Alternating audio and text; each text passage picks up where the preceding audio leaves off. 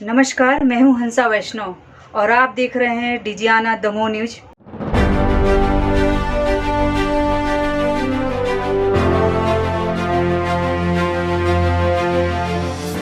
नमस्कार, स्वागत है आपका। मैं हूं डॉक्टर एल.एन. वैष्णव। यही समय है और सही समय है।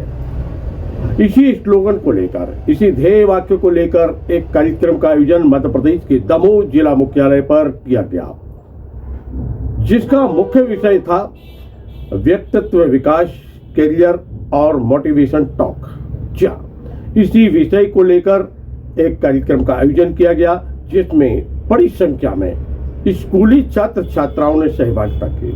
कार्यक्रम के मुख्य अतिथि और मुख्य वक्ता थे दमोह के प्रधान न्यायाधीश अनंत कुमार तिवारी। जिला न्यायाधीश धर्मेश भट्ट भी इस अवसर पर विशेष रूप से उपस्थित रहे और वहीं दमोह के कलेक्टर सुधीर कुमार कोचर तथा पुलिस अधीक्षक श्रुत कीर्ति सोमवंशी ने भी प्रेरणादायी उद्बोधन भी दिया।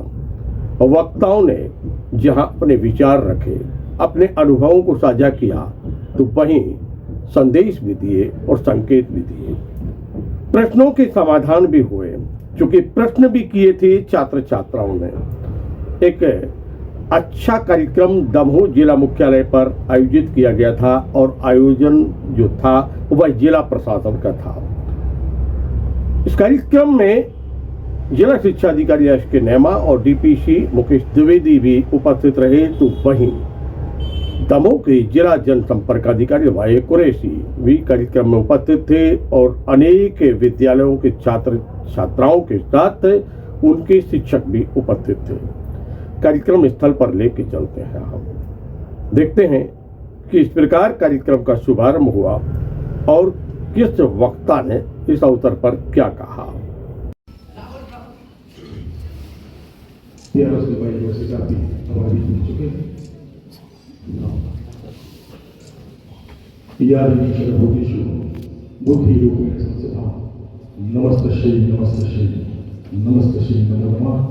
ऐसी मंगल और का अवश्य रहे। युवा प्रणाली यहाँ बैठी, ये बच्चे आने वाले समय में अपने परिवार का, अपने समाज का, अपने प्रदेश और देश का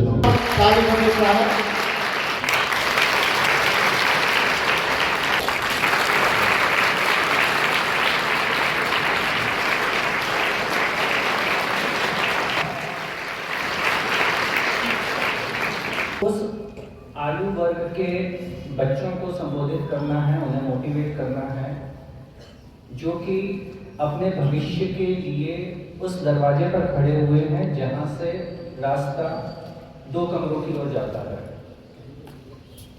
एक तो वह कमरा है जो कि आपको शायद आसानी से सुख सुविधाओं को आकर्षित कर रहा होगा, और दूसरा वह कमरा है जहाँ पे आपको स्वयं को संयमित रखते हुए, परिश्रम करते हुए अपना, अपने परिवार का, अपने समाज का, अपने देश का हित साधने के लिए आह्वान कर रहा होगा।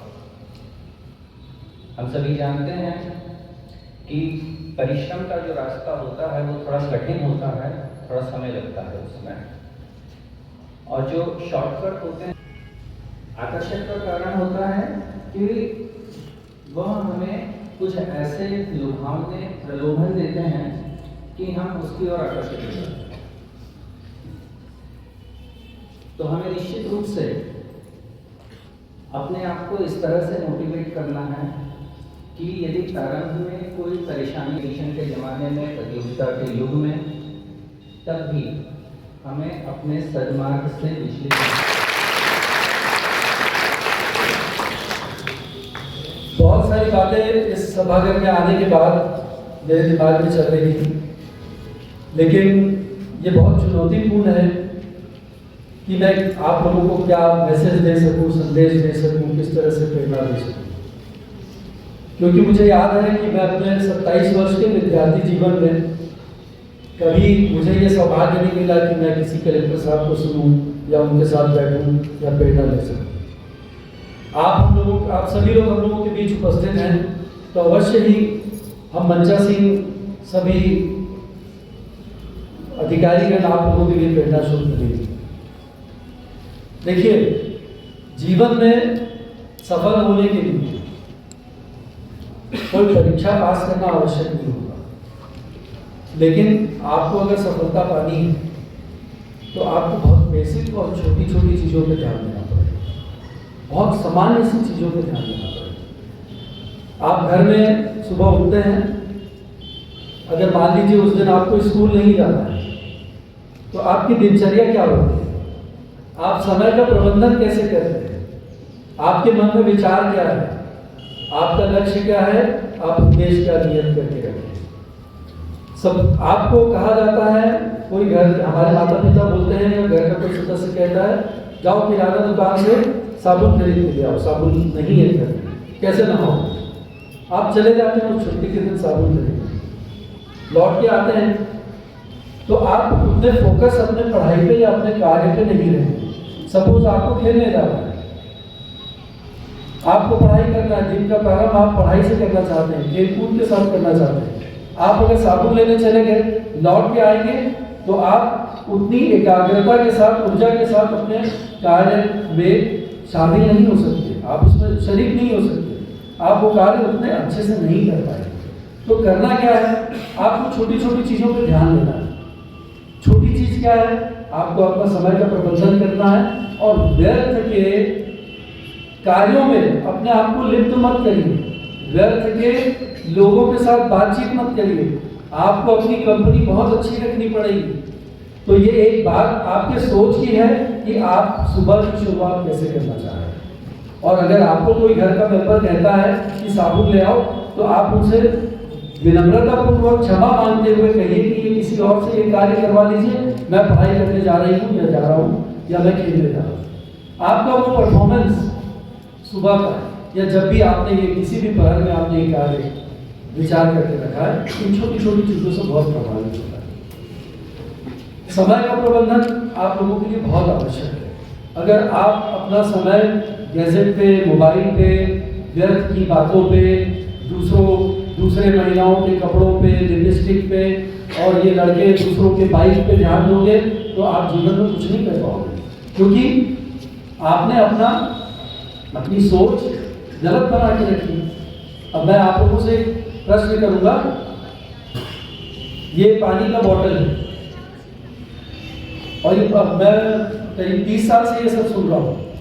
अब आप बताइए, इधर से एक बच्चा बताएगा कि इस बॉटल की परिस्थिति इधर से कोई बताया, उधर से कोई बताया, कोई भी जिसकी इच्छा हो। अच्छा, आप में से कोई बोलेगा उधर? ये एग्जाम्पल बहुत पुराना है, आपके विद्वान शिक्षकगण हमेशा स्कूल में आप लोगों को बताते हुए। आप कोई लड़कों में से कोई भी कुछ बोलिए। आधी भरी हुई है। कौन बोला?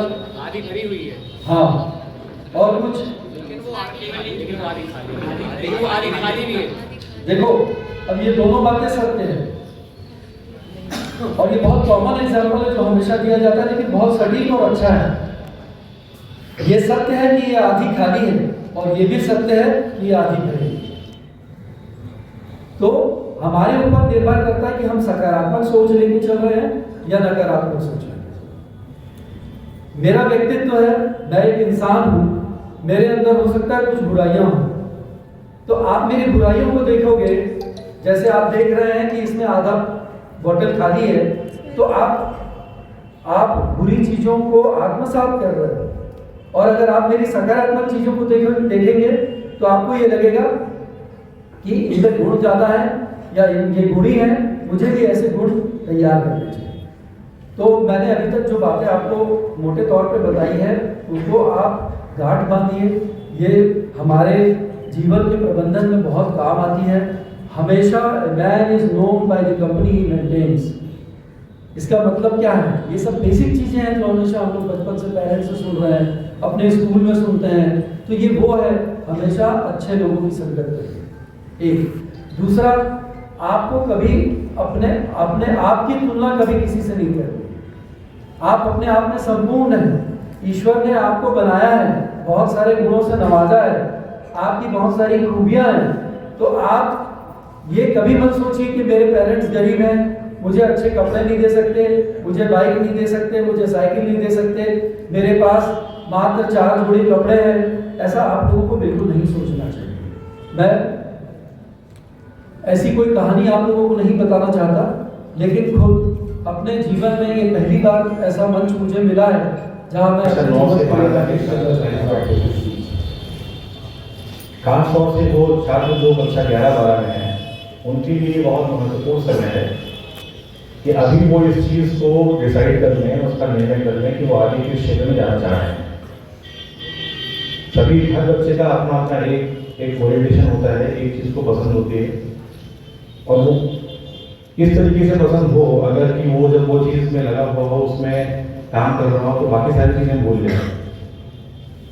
तो आप ये मानिए कि वो आपके व्यवहार से, आपके अनुभव से, आपके दिमाग से वो चीज़ जो है मैच कर रही है। तो प्रयास इस चीज़ का करें कि उस चीज़ उस डायरेक्शन में अपने आप को ले जाएं जिसमें आप जब काम करना शुरू करें तो इतने तल्लीन हो जाए, इतने मुक्त हो जाए कि आपको पता ही ना लगे कितना समय है, कौन सा दिन है, खाना खाया कि नहीं खाया, नींद पूरी हुई कि नहीं हुई। अब ये भी हो सकता है कि कुछ लोगों को बहुत सारी अनप्रोडक्टिव चीज़ों में ये चीज़ फील होती हो, जैसे कोई मोबाइल बैठ के देख रहा है, स्क्रॉल कर रहा है, तो उसको पता ही नहीं लगा 3 घंटे मोबाइल देख गया।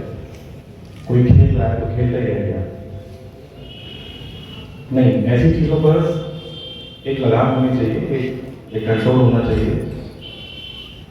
मेरा इस बात को कहने का तात्पर्य किसी प्रोडक्टिव चीज़ को करने से लेकर कक्षा 11-12 स्पेशली और कक्षा 9-10 के बच्चे भी अभी आप अपनी पढ़ाई के उस स्तर पर हैं, उस जगह पर हैं जहाँ पर ये बात ध्यान देने की ज़रूरत है कि अगर अब आप थोड़ी सी भी लापरवाही करते हैं, कुछ भी समय बर्बाद करते हैं, तो आने वाला कितना बड़ा समय जो है, कितना लंबा स्पैन जो है टाइम का, वो खराब जाएगा।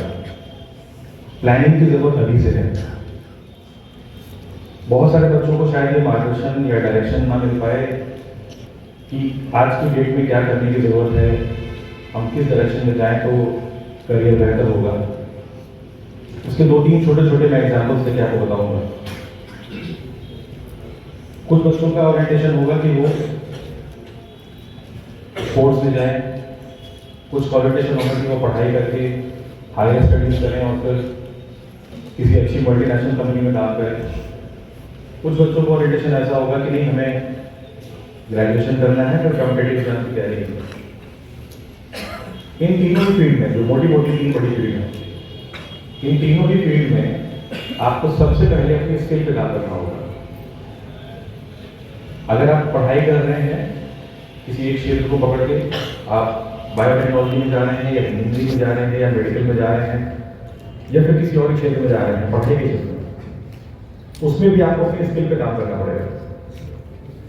और अगर आप किसी और क्षेत्र में जाना चाह रहे हैं, स्पोर्ट्स में, एक्टिंग में, म्यूजिक में या किसी और क्षेत्र में, उसमें भी आपको स्किल पे काम करना पड़ेगा। कुछ फाइन आर्ट्स के ऐसे क्षेत्र हैं जिसमें स्किल पर ज़्यादा जोर होता है, जैसे कि म्यूजिक हो गया, गायन, वादन, लेखन, इन सब चीज़ों में।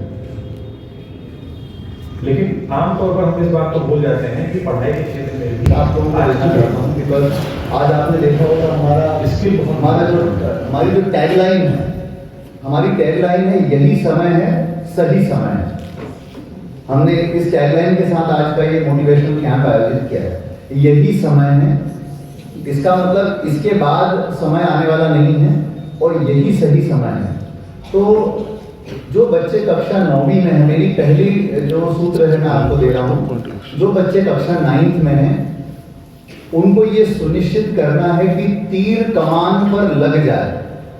मतलब 9वीं क्लास में आने के बाद हम अपने जीवन का लक्ष्य क्या होना चाहिए ये हर हाल में तय करने की स्थिति में हों।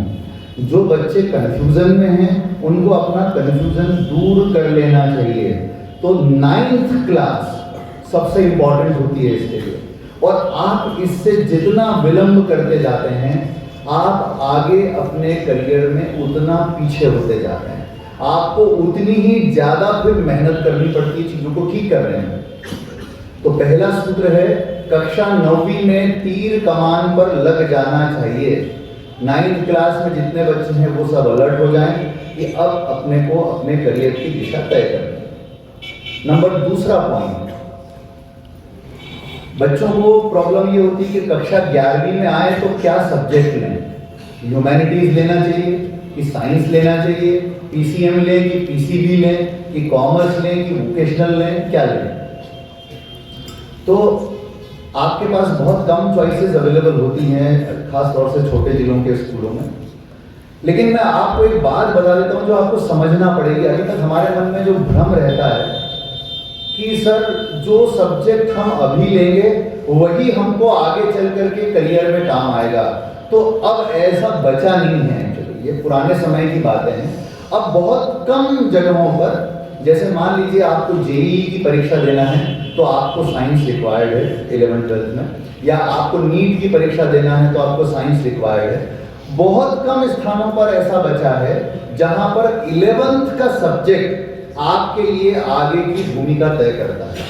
बाकी सभी जगहों पर जो परीक्षाएं आगे होती हैं उसका 11वीं के सब्जेक्ट सिलेक्शन से कोई लेना देना नहीं। ये पुराने जमाने की बातें हैं, ये अब नहीं है वैसा। तो इसीलिए इस बात का ध्यान रखिए कि कुछ परीक्षाओं को छोड़ करके आपको कौन सा सब्जेक्ट लेना है उससे कोई फर्क नहीं पड़ता। जैसे मान लीजिए आपको आईएएस की परीक्षा देना है, अब आप साइंस ले लो कि कॉमर्स ले लो कि आर्ट्स ले लो, कोई मतलब नहीं है। मैं शासकीय जेपीपी कन्या उच्चतर माध्यमिक विद्यालय की छात्रा हूँ। मेरा प्रश्न न्यायाधीश सर से है कि मैं न्यायाधीश बनने के लिए क्या क्या करूँ या मैं कैसे बन सकती हूँ।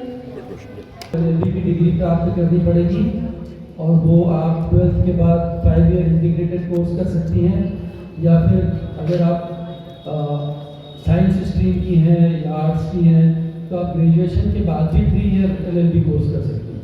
जब आप एलएलबी कर लेंगी तब आप सिविल जज की परीक्षा में बैठने की पात्रता रखेंगे। और जहाँ तक तैयारी का प्रश्न है तो जैसे कलेक्टर साहब ने आपको अभी बताया था कि आपको सिलेबस देखना है, आपको अनसॉल्व क्वेश्चन पेपर्स देखने हैं, तो ये सब आपको देखना पड़ेगा। सेल्फ स्टडी के साथ आप कोचिंग भी ले सकती हैं, ऑनलाइन कोचिंग्स भी हैं, तो आप दमों में रह के भी कोचिंग प्राप्त कर सकती हैं। दमों से भी बहुत सारे सिविल जजेस सेलेक्ट हुए हैं। और इसके अलावा एक और ऑप्शन रहता है, आप वकालत कर, अगर 7 साल की आपने वकालत की प्रैक्टिस कंप्लीट कर ली है और 35 साल की उम्र आप पूरी कर चुके हैं, तो आप डायरेक्ट हायर जुडिशियल सर्विसेज में आप एग्ज़ाम दे करके वहाँ भी क्रैक कर सकते हैं। और अगर ज़्यादा सोपान देखना है तो आप उच्चतम न्यायालय में या उच्च न्यायालय में वकालत करके डायरेक्ट एलिगेट भी हो सकती है। उच्च न्यायालय की न्यायाधिपति बन सकती हैं, सुप्रीम कोर्ट भी जा सकती है। इतने सारे ऑप्शन हैं। इसके अलावा लॉ कोर्स में और भी बहुत सारे फील्ड हैं। मल्टीनेशनल कंपनीज में आप जा सकती हैं, बड़े बड़े बैंक्स में लॉ ऑफिसर का पोस्ट होता है, एडीओपी का पोस्ट है, और वकालत भी अपने आप में एक बहुत चार्मिंग और अच्छा फील्ड है। Thank you sir. सर मेरा नाम आशु अहरवाल है, मैं कक्षा 12th कॉमर्स का छात्र हूँ और सीएम राइस विद्यालय से हूँ। सर मेरा क्वेश्चन है सर 9th से 12th तक या शुरुआत से अब तक हम लोग को सिर्फ ये बताया गया है कि सरकारी नौकरी मतलब प्राप्त करने का उद्देश्य। सर मैं ये जानना चाहता हूँ, क्या जीवन में सरकारी नौकरी के अलावा क्या कुछ और उद्देश्य नहीं कर सकते हम लोग?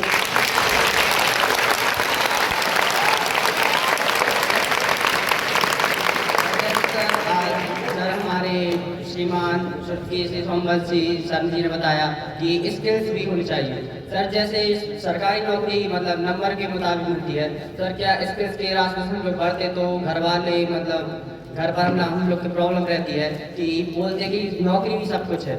सर इसके बारे में मैं जानना चाहता हूँ कि मतलब कौन सा रास्ता चुनना चाहते हैं, स्किल्स का या सरकारी नौकरी? कोई आश्चर्य की बात नहीं है, ऐसा सभी विद्यार्थियों के साथ होता है। आप ये बताएं, इसका मतलब आपके प्रश्न का उत्तर मेरे कॉन्सेप्ट क्वेश्चन में निर्भर करेगा। क्या देश समाज सिर्फ शासकीय तंत्र से चलता है या हम जैसे शासकीय सेवक जो लोग हैं क्या हम भी लोग चलाते हैं? ये बहुत बड़ी भ्रांति है। और इसका उदाहरण मैं आपको ऐसे देना चाहता हूँ। मैंने अपने उद्बोधन में भी ये बात बोली थी कि 60 वर्ष का निरक्षर व्यक्ति अपने अनुभव से शिक्षित है।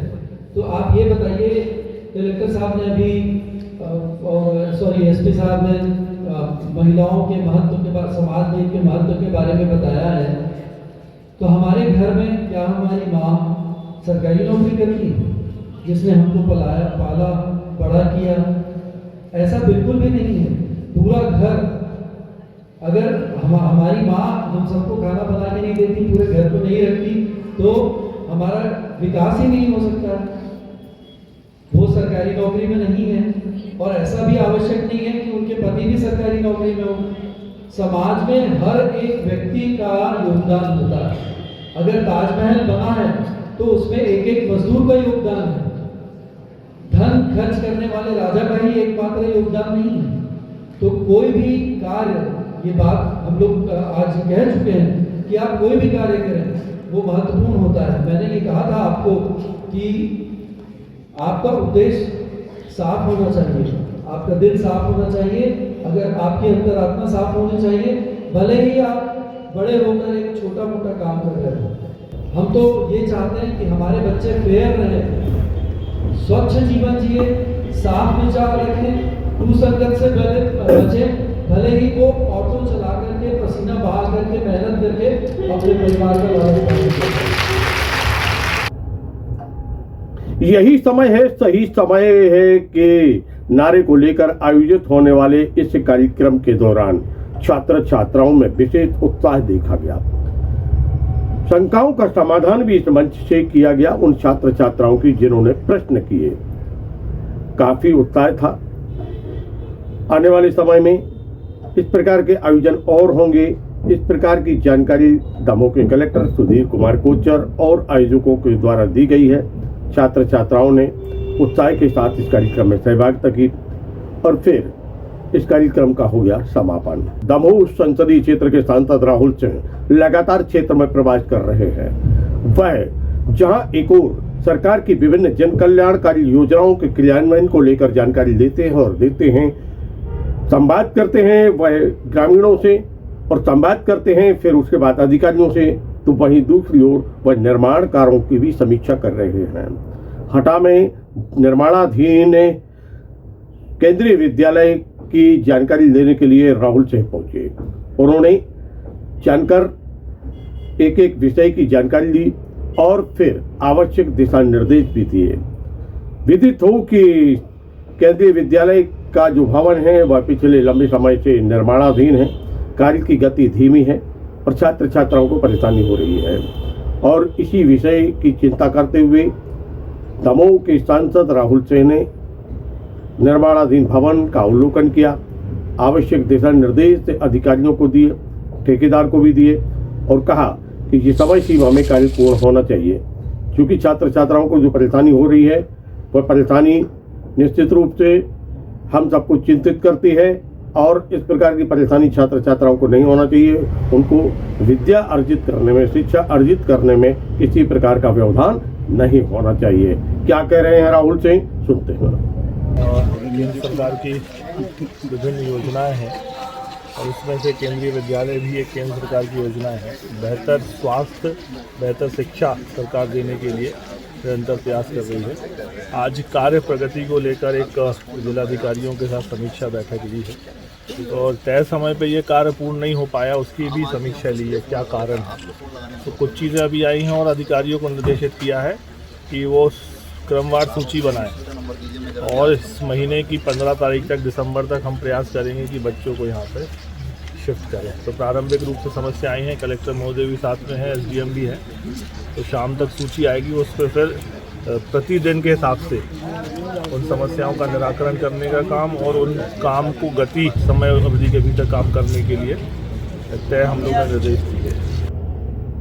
मित्रों, ये थे दमोह के सांसद राहुल सिंह लोधी जिन्होंने जानकारी दी है किस प्रकार उन्होंने इस कार्य का अवलोकन किया है और क्या क्या दिशा निर्देश दिए हैं। वह लगातार अभी वर्तमान में समय जो है उसमें वह सदुपयोग करते हुए क्षेत्र में भ्रमण कर रहे हैं और संवाद कर रहे हैं नागरिकों से, मतदाताओं से, ग्रामीणों से और अधिकारियों को भी देते हैं निर्देश, साथ में करते हैं सरकार के द्वारा चलाई गई योजनाओं के बारे में संवाद।